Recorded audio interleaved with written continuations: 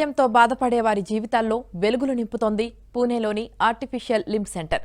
సైనికులకే కాకుండా సాధారణ ప్రజలకు ఈ సేవలను అందిస్తోంది.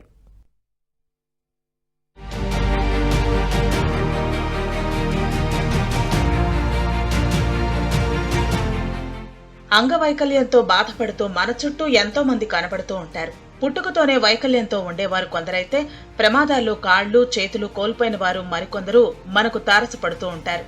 అయితే వీరిలో చాలా మంది మనోధైర్యంతో జీవిస్తుండగా మరికొందరు శారీరకంగా మానసికంగా ఎంతో క్షోభను అనుభవిస్తూ ఉంటారు. ఇలాంటి వారి కోసం పూణేలోని ఆర్టిఫిషియల్ లింబ్ సెంటర్ కృత్రిమ అవయవాలను అమర్చుతోంది. రెండవ ప్రపంచ యుద్ధం నేపథ్యంలో ప్రారంభమైన ఏఎల్సీలో సైనికులకే కాకుండా ప్రస్తుతం సాధారణ ప్రజలకు కృత్రిమ అవయవాలను అమర్చుతూ వారి జీవితాల్లో వెలుగులు నింపుతోంది.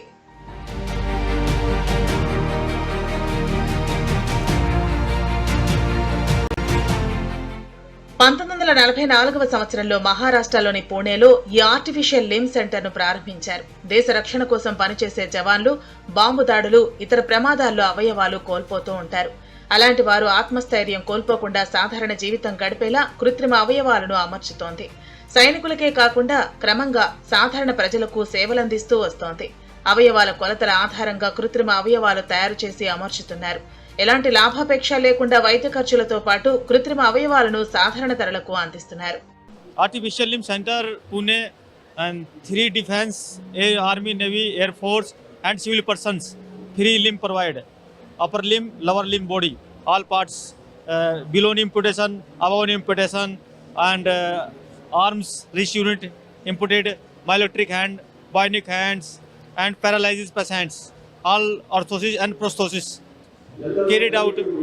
A patient easy movement, indoor, outdoor, all work easily.